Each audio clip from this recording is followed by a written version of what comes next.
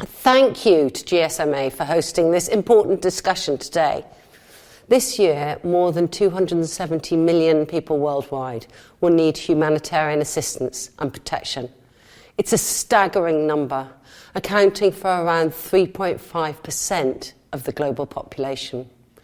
Conflict, COVID, economic crises and climate change have caused that figure to more than double in the last 4 years, and it's likely to grow further.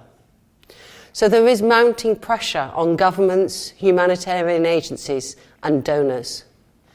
And while more funding is crucial, it will not be enough on its own. We need to find new and more effective ways to avert humanitarian disaster and address humanitarian need.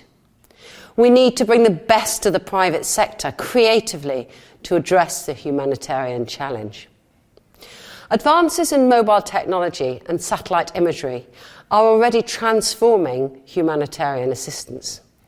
And artificial intelligence and new technologies can revolutionise our work in the future, from preparedness through response to recovery.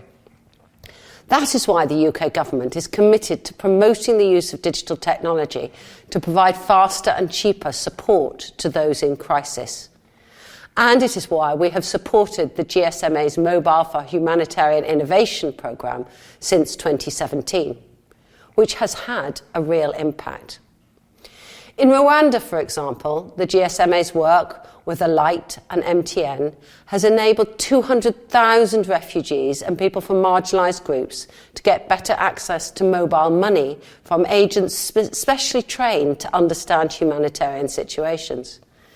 This project has been so successful that it is being replicated in Uganda and other countries.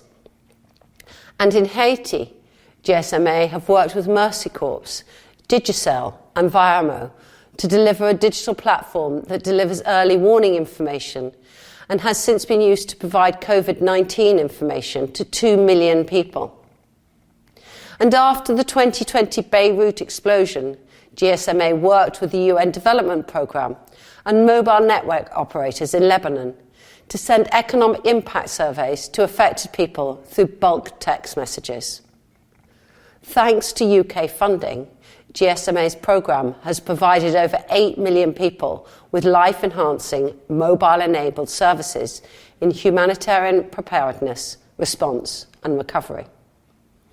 Because of these successes, I'm delighted to announce that the UK has committed a further £15.5 million to scale up the GSMA's humanitarian work so that we can reach over 17 million vulnerable people with digital humanitarian solutions.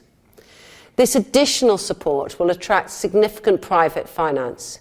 It will narrow the evidence gap in the field of digital humanitarian assistance, and it will fund work to make the regulatory environment more conducive to delivering digital humanitarian assistance. This new funding will prioritise those most in need and provide what they need the most. For example, by building digital infrastructure in countries such as Ethiopia and Burundi, which can support digital cash distribution that provides dignity and choice to those in crisis.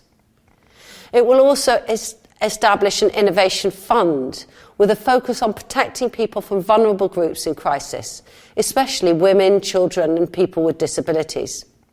And it will continue to support GSMA's work to prevent and prepare for future crises, including by building people's resilience to climate change.